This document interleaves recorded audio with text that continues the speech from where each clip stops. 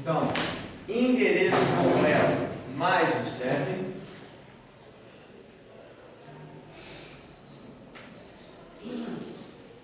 como o enunciado fala na qualidade de advogado do empregado, evidentemente, ele não vai estar exercitando o ius postulante. Então, por seu advogado que escreve.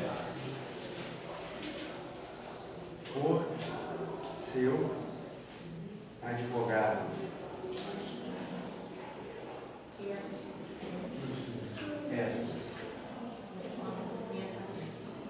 Subscreve. Documento que habilita o advogado é a procuração, então, DOC 01. Tá? Com endereço profissional.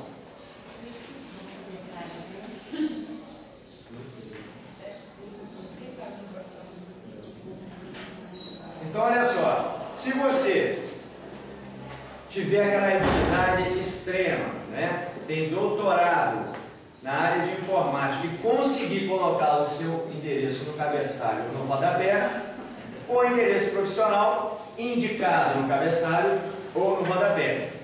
Se você não conseguir fazer essa atividade extremamente complicada de colocar no cabeçalho, com o endereço profissional na rua tal, aí você vai mencionar. No nosso caso aqui, o endereço está aqui no cabeçalho. Então, com o endereço profissional indicado no cabeçalho. Então, com o endereço profissional indicado no cabeçalho. Vírgula. Onde? Depois você escreve o que você vai dizer? Receberá. DOC 1, que é a procuração. Onde receberá intimações, vírgula. Vem à presença de Vossa Excelência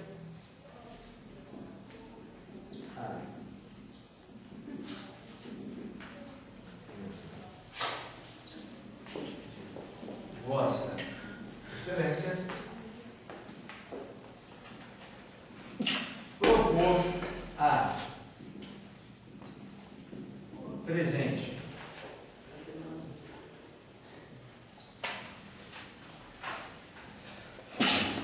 reclamação trabalhista em face da... Não tem problema. Empresa LX Limitada, CNPJ número tal, tá? Estabelecida na endereço completo mais CEP pelos fatos a seguir expostos ou narrados. Tá? Cabeçalho? Isso. Até aí, alguma dúvida? Normal, né? Não, senão a pegada não é. Posso escrever assim igual uma história, sem fazer muito? 1, 2, 3. Aí você imagina que você tem uma petição mais complexa. 20, 30 parágrafos, uma hipótese.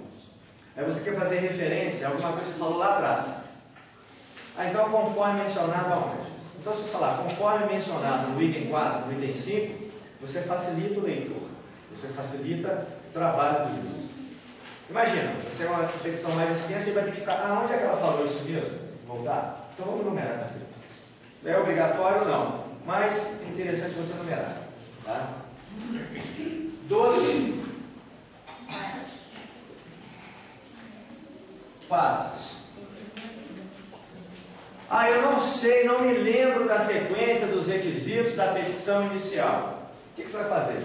É só você recorrer ao 282 do CPC, né? Então aqui é o inciso 1, juiz ou tribunal a quem se dirige. Partes é o inciso 2 do 282.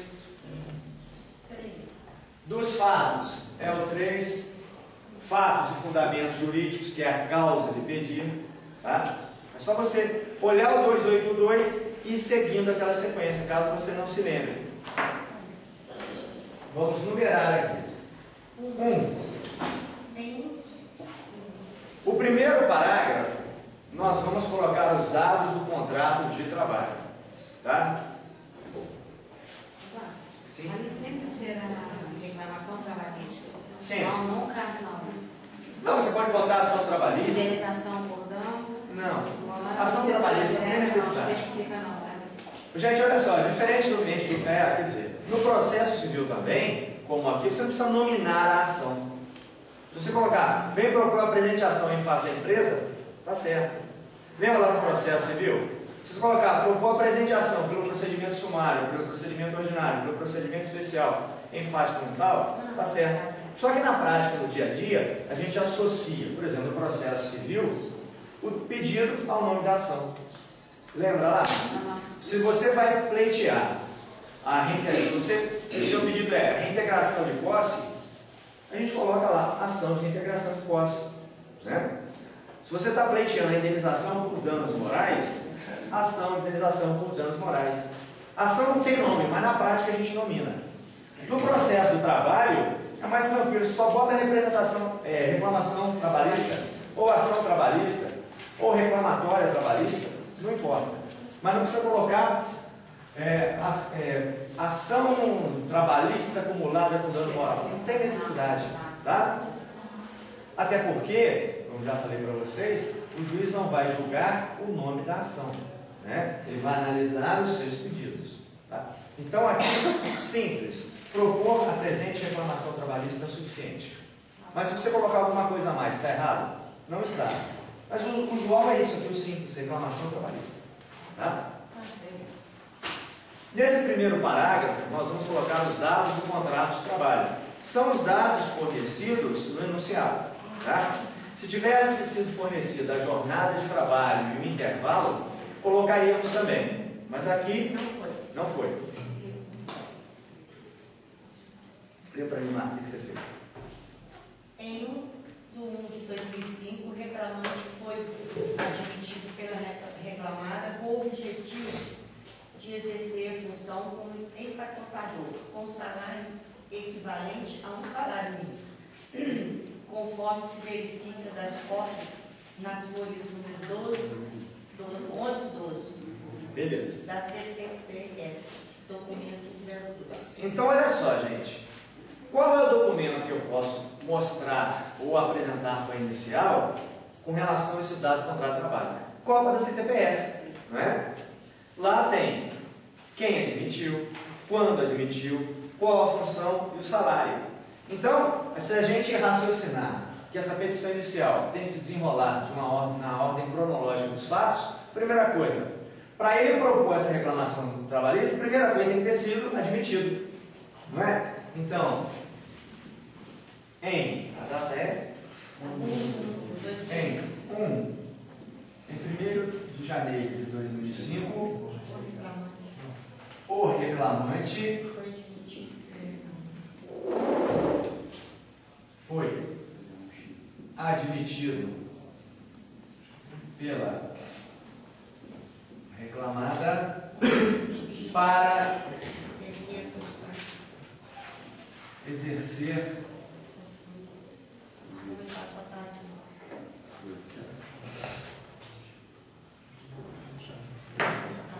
só um pouquinho mais, eu desconcentro aqui. Exercer a função de empacotador, vírgula, com o salário mensal de R$200, vírgula, conforme cópia das folhas da CTPS. E aqui, eu xeroquei, né? Se ficou em uma folha só e dá, né? Eu vou colocar DOC 2. DOC 02. Né? Aí você vai pegar aquela primeira folha, onde tem a fotografia, abriu a CTPS e vai copiar também a folha que tem os dados do contrato de trabalho. Tá? Aqui foram contratos de trabalho. Tá? Agora eu vou começar a fazer a narrativa. Tá? A folha também está as férias. Pode também. Primeira coisa, qual é o objetivo dessa minha reclamação trabalhista? É pleitear a rescisão indireta do contrato de trabalho. Tá? Então, eu vou colocar aqui sugestão para não misturar, para as ideias ficarem claras. Então, aqui, da rescisão indireta do contrato de trabalho. E aqui eu vou narrar os fatos, tá certo? Em especial, a conduta do preposto da empresa, do gerente da empresa, que motivou essa reclamação trabalhista. 2. Você colocou ali, depois os valores falaram ali, antes da cópia? Então, lembro, em 1/1/2005, o reclamante foi admitido pela reclamada para exercer a função de empacotador com salário mensal de R$200, conforme cópia das folhas da CTPS. Tá certo? Doc e tal. Agora eu vou falar da rescisão indireta. Por que eu estou pleiteando a rescisão indireta do contrato de trabalho? Então, no enunciado da nossa questão, em março de 28, o gerente determinou que ele emendasse o FII, ele se negou. Em função dessa recusa, ele passou a ser agredido verbal e fisicamente. É o que nós vamos colocar aqui. Tá?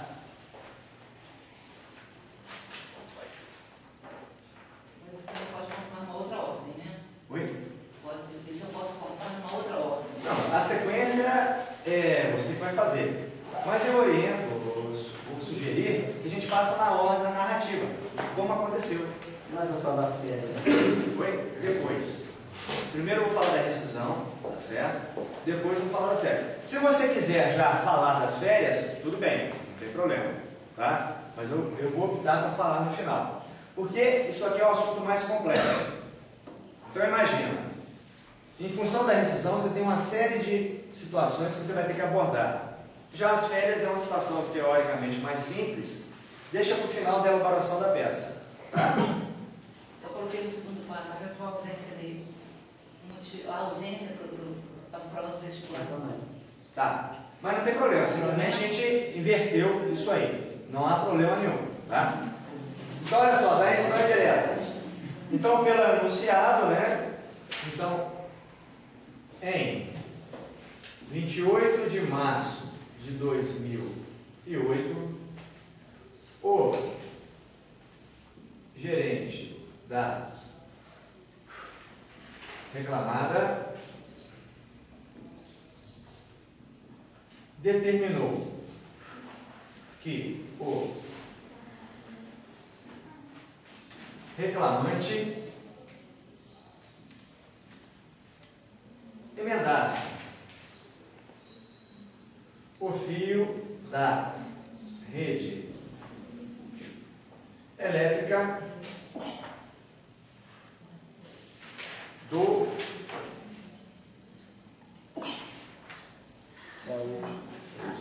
galpão da empresa, vírgula, sendo que o reclamante se negou sob o argumento de que não tinha conhecimento técnico e que haveria risco de morte. E seus equipamentos de TI? Tá.